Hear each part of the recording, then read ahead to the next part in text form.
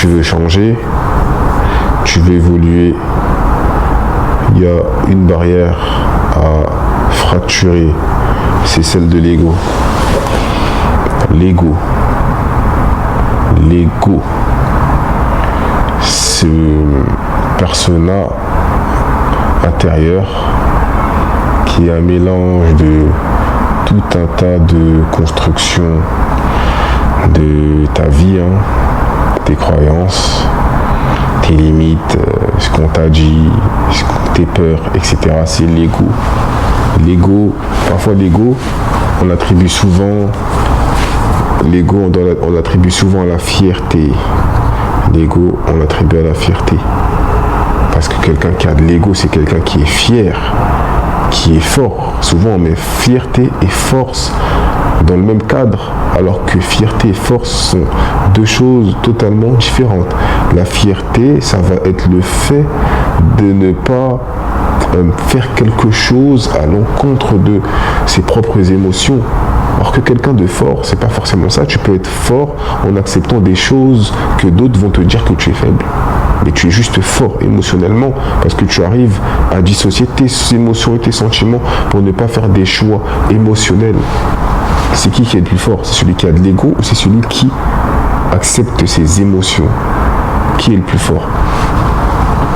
Et dans un monde où il faut être dur, où on nous dit qu'il faut de la fierté, il faut de l'ego limite, il faut de la fierté.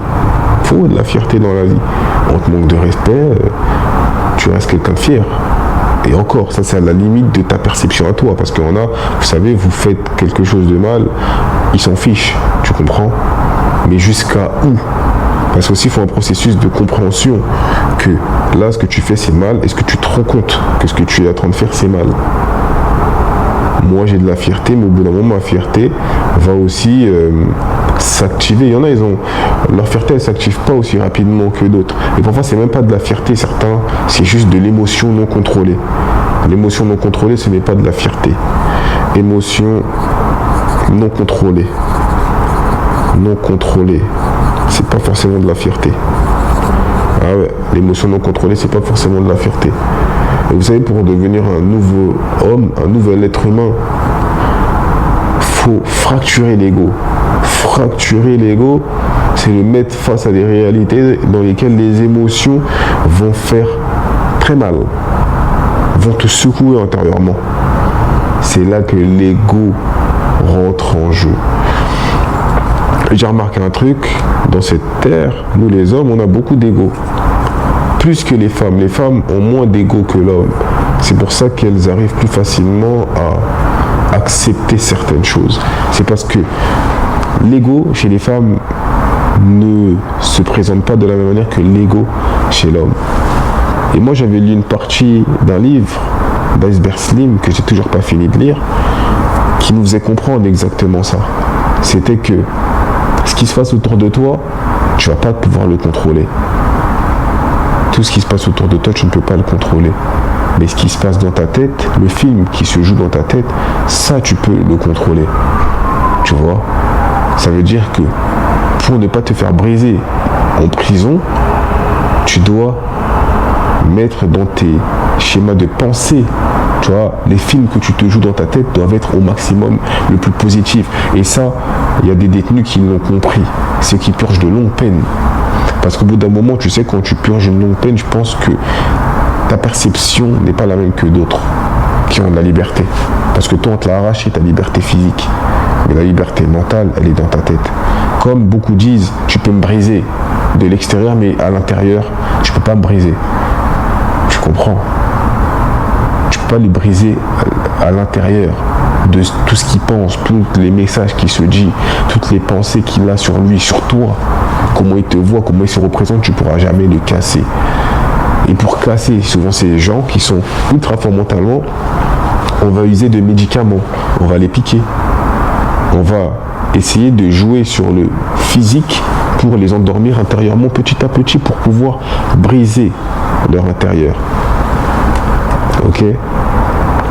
Et l'ego c'est ça, c'est cette part de toi qui a toujours été avec toi et tu peux même la confondre avec toi. Mais toi, c'est quoi réellement? Qui es-tu réellement, toi? C'est ça le truc à se poser. T'es qui vraiment? T'es pas forcément l'ego. L'ego, c'est un moment, il apparaît. Et ensuite, parfois, il part. Et on a, ils ont l'ego presque tout le temps avec eux. Ils sont tout le temps en mode égo. Il n'y a pas que l'ego. C'est pour ça que je dis qu'un changement d'homme, ça passe par la mort de l'ego. Et j'ai écrit un livre sur ça. La mort de l'ego. C'est quand l'ego est brisé, c'est quand l'ego est fracturé de toutes parts. Et il y a plein de remises en question que l'ego te transforme. Il faut tuer l'ego pour tuer l'homme. Parce que souvent on a associé l'homme à l'ego, alors que l'homme c'est l'homme. L'ego c'est une part de ton passé. Le passé agit sur le présent. Et le présent, c'est actuellement. Donc ce même passé peut aussi influer sur ton futur si tu ne changes pas ton présent. Tu comprends ça? Donc le processus du changement dans cette ligne de temps se passe où? Dans le passé, dans le présent ou dans le futur. Sachant que le présent, tu peux le changer car c'est actuel, c'est factuel, c'est encore là, c'est présent. Tu peux le changer pour impacter ton futur. Ça veut dire que si tu veux changer ton futur, tu dois travailler sur ton présent. Travaille sur ton présent si tu veux changer ton futur. Ton futur. Tu travailles ton présent si tu veux changer ton futur. C'est ça la réalité. Et pour ça, il faut briser son ego. Il faut le fracturer. Comme je disais dans une vidéo, n'aie pas peur d'être cassé. Ça fait partie du processus de changement de l'homme. Les fractures. C'est ça, expérimenter la vie. Expérimenter la vie, c'est pas toujours faire des choses qu'on apprécie. C'est souvent se faire briser le cœur. C'est souvent se faire trahir en amitié. C'est souvent prendre conscience que l'être humain n'est pas aussi bon qu'on le pense. C'est ça, fracturer son ego. C'est savoir, comme on dit, baisser son slip, comme certains vont dire. Tu vois, c'est comme on dit, ça peut être s'excuser. Tu vois, c'est ça, briser l'ego. C'est faire des trucs que l'émotion ne veut pas. Ce sentiment de non, là tu peux pas agir comme ça, tu vas passer pour une baltringue. Or que pas forcément. Tu sais, quelqu'un, je vous jure, hein, ceux qui font des longues peines, l'ego n'existe plus chez eux. Vous savez, ce truc-là de ah, ma femme, etc. Ils comprennent d'autres choses, ils ont d'autres schémas de pensée. Je vous assure, c'est ces mêmes hommes-là qui ont passé 20 ans de prison, qui acceptent parfois que leurs femmes, pendant qu'ils étaient encore à l'intérieur, ont fréquenté d'autres hommes. Parce que eux, c'est une mort totale et distincte de leur ego. Il y en a tellement l'ego est fort, ils vont se séparer d'elle pour ne pas potentiellement souffrir. C'est aussi viable.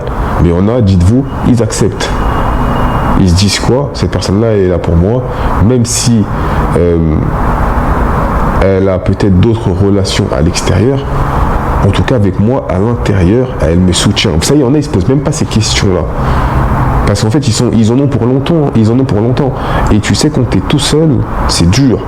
Donc, ils se raccrochent à un truc. Est-ce que c'est une forme d'hypocrisie et de peur d'être seul? Parce qu'eux, ils sont vraiment seuls. On dit souvent, n'aie pas peur d'être seul. Mais tu n'es pas vraiment seul. On n'est pas vraiment seul.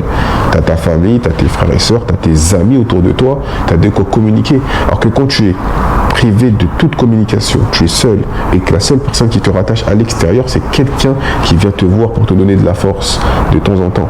Est-ce que tu vas voir le monde de la même manière? Parce qu'eux, ils décident de se jouer un film où cette personne, peut-être, est là que pour eux. Et ils s'en fichent de ce qui se passe à l'extérieur. Je vous jure, hein, l'ego des taulards est tellement différent de quelqu'un qui a la liberté, ça peut vous choquer. Ce qu'ils sont prêts à accepter et ce qu'ils ne sont pas prêts à accepter.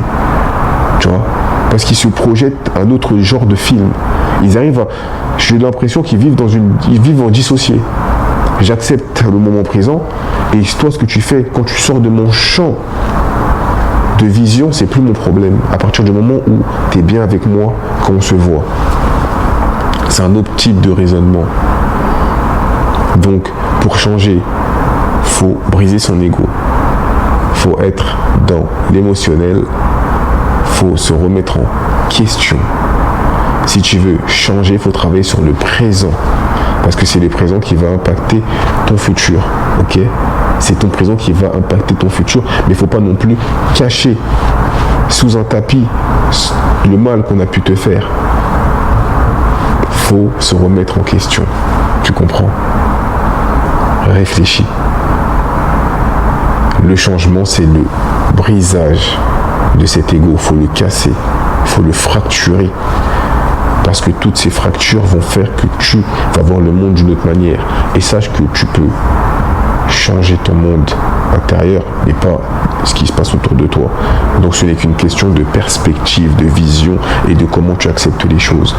L'ego n'est pas réellement toi. L'ego, c'est le fruit de ta vie. Tu comprends? Et ce même ego, quand tu vas le tuer, va devenir autre, va s'élever. On aura toujours de l'ego, mais l'ego est-il plus dans le... Est-ce qu'il est plus dans la réflexion négative ou dans la réflexion positive? C'est ça qu'il faut se poser comme question. Brise ton ego et deviens un homme meilleur. Sors de ta zone de confort. Comme d'habitude, ça ne va jamais changer. Sors de cette zone de confort. Cette zone de confort, ça peut être émotionnellement faire quelque chose que tu n'étais pas prêt à faire, que tu n'étais pas prêt à accepter. Tu brises ton ego. Je vous jure, brise ton ego. Les gens qui sont mariés, ils savent que d'autres gens qui ne sont pas mariés, quand ils disent que moi, ma femme, elle fait ceci, elle fait cela, ils les écoutent juste parler, ils se disent, si tu savais, mon ami, ce que tu vas accepter parfois. Mais comme tu n'es pas encore dedans, tu peux juste t'imaginer. Tu penses que c'est de la force, alors qu'au bout d'un moment, il faudra faire des concessions. Et la concession fait partie de briser son ego, de le fracturer. Parce que quand tu fais des concessions, tu sors de ta zone de confort, tu ne fais pas des trucs qui te plaisent que à toi, parce que tu n'es pas seul. Et pour sortir de sa zone de confort aussi, il faut aller s'entourer de personnes qui nous mettent à l'épreuve. Mais quand je parle à l'épreuve, c'est pas dans le sens mauvais. C'est pour ça qu'il faut savoir analyser quelqu'un qui a une bonne éthique de vie, qui ne veut pas juste te mettre au sol et t'écraser et que tu sois son larbin. Tu vois, faut trouver les gens sains mentalement. Du coup, les gars, si tu veux changer, il faut briser ton ego. Et pour briser ton ego, il faut aller dans les sentiers émotionnels où tu n'as pas l'habitude d'aller. C'est tout. Force l'équipe, c'était moi, Dictateur 144R. Salut l'équipe.